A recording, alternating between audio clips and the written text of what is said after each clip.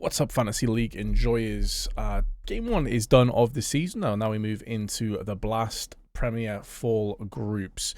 First off, though, we'll just do a quick summary of how we did in the very first game. We got top 39%, which overall I was a bit disappointed with because I felt really good about my picks after the first day, first 2 days really, and then Mouse kind of got knocked out earlier than I was expecting to in the semi-finals. I thought they'd end up going the distance and even winning the whole thing. And if I'd picked Jimmy over Exertion, I would have probably been in like the top 25%. Jimmy got a lot more points, I think 50 or 60 more points than Exertion did in this tournament, and was actually cheaper than him as well. So I was pretty devastated about that one. But overall, top 39%, not too bad. I mean, I said before in the previous video, I'm going to take less gambles, less risks, not try and reach for the stars, but just chug along.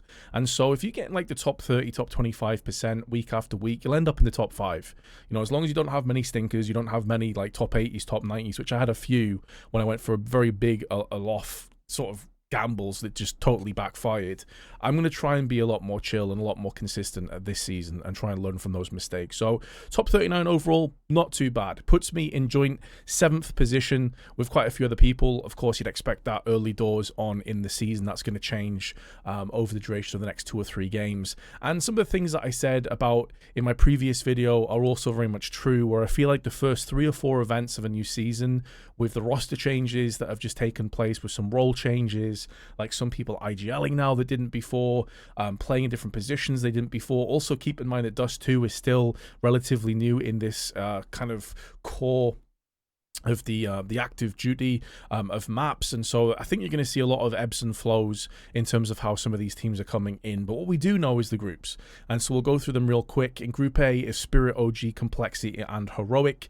I think this group is fairly straightforward in favor of Spirit. Honestly, they should very comfortably take down OG, who of course just lost Heavy God. They brought in Thomas, who's a very capable player. Obviously, we've seen him a lot in UK related teams over the past. But when you look at this roster, and it's not fully fledged yet, it's not fully locked in and dialed in, this should be a field day for Spirit. They should win this game pretty convincingly. Complexity and Heroic is a lot more difficult for me, but I actually would probably favor Heroic in this game. I know they haven't looked fantastic as of late, but that's before the player break took place. Dexter did join the team, but then he had visa issues, so he wasn't able to make all of the events. And so I would hope that they've really got a lot of cohesion now. And when you consider that they still have players like Nerds, Tess on this team, like Heroic are still a legit team. They're still a very capable squad. I think a lot of people will be sleeping on them, but I have them as a bit of a dark horse pick to go far in this tournament, and I think they could come out of Group A. I doubt they'll beat Spirit if they do meet in the upper finals, but I can see them going through in that 2nd place. Group B, Vitality, Gamer Legion, Astralis, and Falcons. This is a lot more of a stacked group in my opinion. The one outlier is Gamer Legion. You know, I mentioned about OG having some roster changes. Of course, Gamer Legion have 2 snacks going across. The G2 has left a pretty big gap, and they have filled that in. I still don't think they're going to be able to deal and hang with Vitality, as this is best of 3 format, not best of 1s. I think it's even less likely they're going to manage to win 2 maps against Vitality in a best of 3. And although Vitality and a few other teams that I'll mention were a little bit disappointed at EWC because it's still just post player break, I'm not looking too much into that. I'm not assuming that like FaZe or Vitality or even Spirit, who are a little bit off, and Mouse, as I just mentioned, are like washed or that they're done or anything. That's a ridiculous take to have. It's way too early to say any of those things. But in the 2nd game, that's a real interesting one, but I would fancy Astralis to come out against Falcons and obviously get the job done here. Falcons, they got a decent roster, but I still look at this roster and I don't see where the firepower comes from. Like, Dupree is top rated over the last 3 months, but you got to take into account that he's been on a bit of a heater, and obviously he did very well at Preezy, but he was playing against lesser opposition. Sun Pius should be the star player here. Magisk is below a 1.0 rating, which is very concerning if you are Falcons, because you'd fancy him to be towards the top end of the spectrum on that one. But who knows what happens. It's the first time we're going to see them at a tier 1 event after the player break, and maybe this is where things are all going to click and gel. But I would fancy Astralis and Vitality to make it through here. With Vitality, I would imagine winning, but I think Astralis is certainly capable of beating Vitality, especially if they play like they did at EWC. Group C is mega stacked. I think this is actually the most stacked group. Now, there is a couple of caveats on that one, because there's also some rosters in this group that have just gone under some serious changes. Cloud9 in particular. Obviously, they've brought in Icy and Heavy God. Icy was really impressive to me. I casted him a lot with Jackie back at the RMRs in the lead up to Copenhagen. This player kind of came out of nowhere for both of us and performed so well with the AWP. And that has been the problem that Cloud9 have had ever since Shiro left, really. I mean, they've not really had a rock solid, like, ironclad AWPer in their roster that they can completely bank on to get the job done and to be like a powerhouse. They were running with Hobbit sometimes as AWPer. They were running with Boomich sometimes as AWPer. Neither of them were working.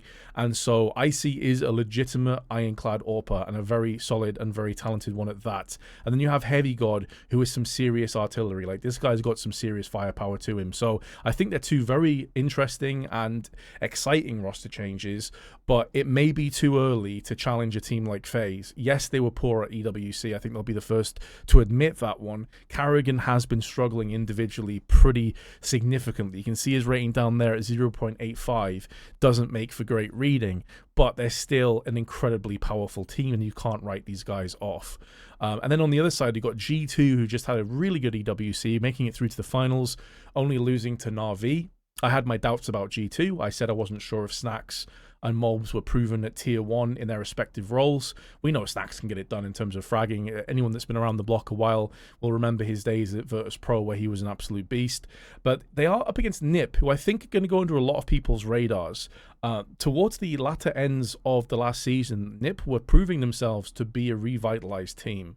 This org that at one stage was at the pinnacle of Counter-Strike and is synonymous with the Counter-Strike franchise going back decades at this point, deserves to have a great team. It deserves to have a team that's at least going to compete at top-tier tournaments, and that's not been the case for a very, very long time. Well, this roster, I think, could start to do it. Wrinkle in particular, very impressive. Maxter, very good as well, and, I mean, Rez has been in NiP now forever. So we know what to expect from these guys. Alex and Isaac also. Isaac's a very good potential pickup for this team, and I think that they probably won't beat G2, but I think this is a team to watch out for, and they could cause an upset. It's possible. I think this overall for all four teams, on paper at least, and in theory, could be the closest group. It could be a very difficult group to call. Most people will probably say FaZe and G2. I'm not so sure about that one, actually, but we'll see. I'm going to be very interested to watch those games. And then finally, Group D, which I think is a little bit more straightforward. You've got Na'Vi against Big, and then VP up against Liquid. I think Na'Vi are going to smash Big. Big have not really impressed me very much. I mean, they've got Rigon, who's a very capable player, don't get me wrong here. JDC is also a player that a lot of people have been hype about, and they picked him back up again, or they picked him up, I should say. Had that full German roster with Prosus as well. Like, everyone was really hype about this, and they're like, oh, okay, this is the German squad we've been waiting for. Tabson deserves to have some success because of how good he's been for how long, and he's not really reaped any of the benefits going back maybe 5 or 6 years. That could have been a different case, but it's no longer the case. Is this the team to do it? I don't think so, and I certainly don't think so against Na'Vi, hot off the back of an EWC victory and looking really good. And as I'll show you in a couple moments, the stats don't lie on this one. They were very, very sharp. And then you got VP and Liquid, which is a little bit more of a coin flip for me. I will say I'll probably favor VP because at EWC we saw glimpses and flashes of the team that I and many other people were really excited about. You know, when Electronic first joined, they looked like a team that was going to be like the Russian powerhouse squad that was going to challenge any team on the planet, and it just hasn't worked out that way. But what we saw at EWC was moments where Electronic was just taking over and really dictating the pace and making it kind of impossible to play against them, in all honesty. But it didn't have consistency to it. So will that change here? If it does, I don't see Liquid having many opportunities because they're another team that's gone through transitions. Obviously, Cadian is out. They've now got Ultimate and JKS joining the roster. The leadership has changed. The dynamics of the squad have changed. And I think it's too many variables and too many parts to realistically challenge to win this group. Now, could they beat VP if VP have a slow day and like Twists and NAF pop off? Sure. I mean, it's possible. It certainly is. And Ultimate's a very capable player, although maybe not necessarily proven at this level of Counter-Strike just yet.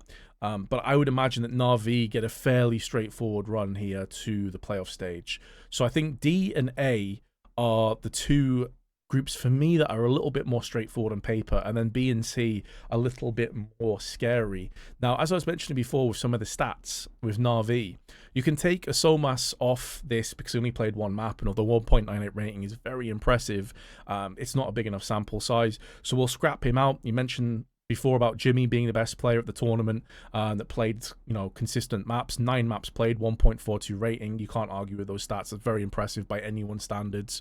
I think I have ZywOo in second place, fair enough, with 5 maps played only though. Nico with 10 maps played with 1.35. Very good for G2, but individually he was finding it again. And keep in mind, if you go back 3 or 4 months, people were saying, right, Nico, it might be time for you to start IGLing and hang up the star player boots.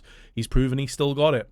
But then the most important thing is, as I was going to highlight there, is Na'Vi have 2 of the top 5 players, as you'd expect from a team that won the whole tournament, of course, but Bit and Wonderful, both very consistent throughout the entire tournament, both very well played. It wasn't just one player that was carrying the whole team. It was a collective effort, and that's always what you want to see from a roster like Na'Vi, where they have moving parts, and I wouldn't say there's one out-and-out crazy star player. You could argue it's Wonderful.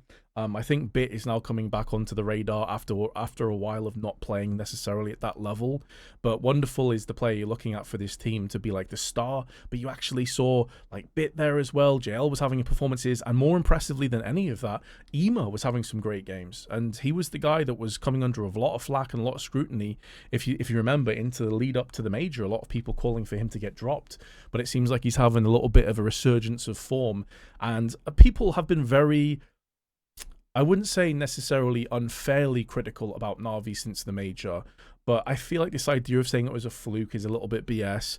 And since then, people saying that they've been trash, which I don't really agree with. And I'm going to show you here in the lead up to the Blast event since the major. You can see all of the results here. So they won the major. They then go into ESL Pro League.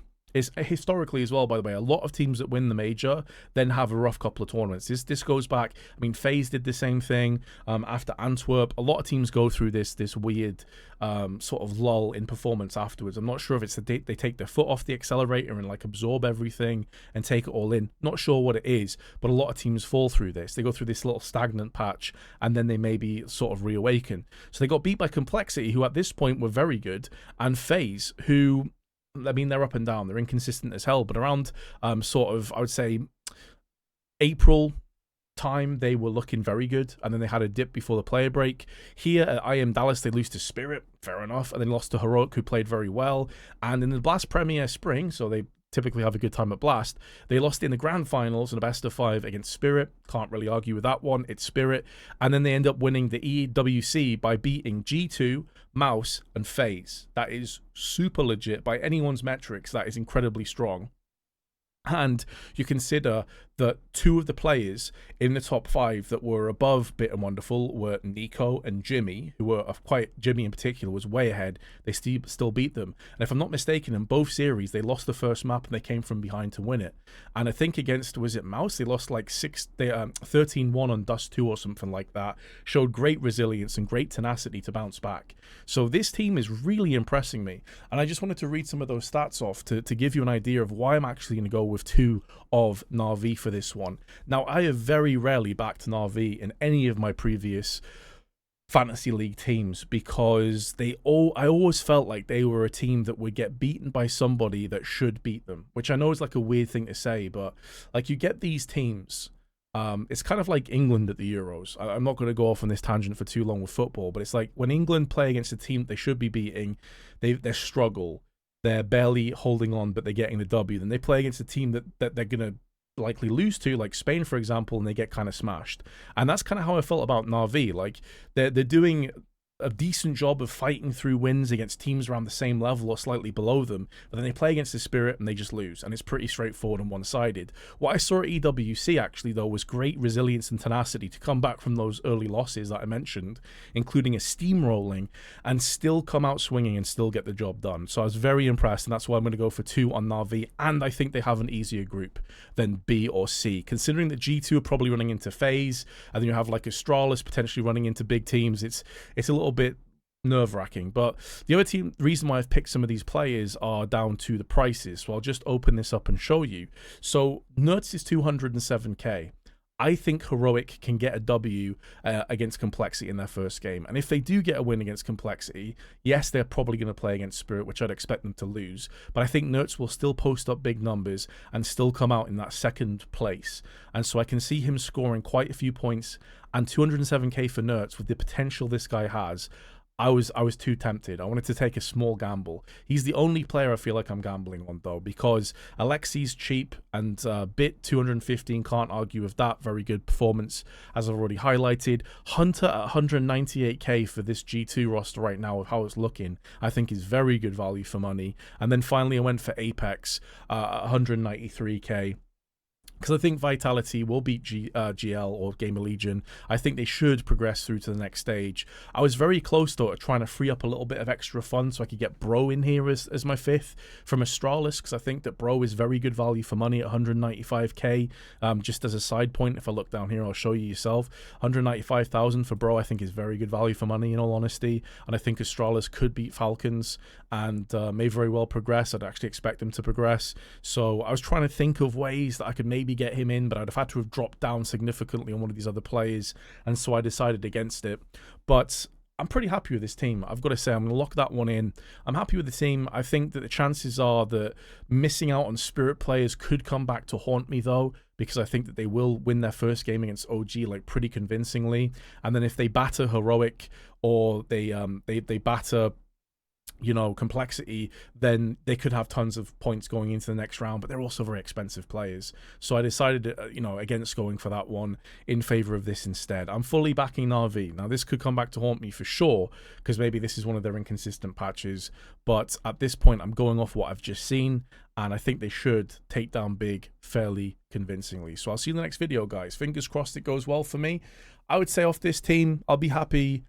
I think this is going to be like a top 30% team. I don't think I'm going to get into the top 1% or any of that kind of shenanigans unless like Heroic beat Spirit and go through top of the group and get a shock win and Nerds pops off. I'm playing it more safe this time around, so we'll see what happens.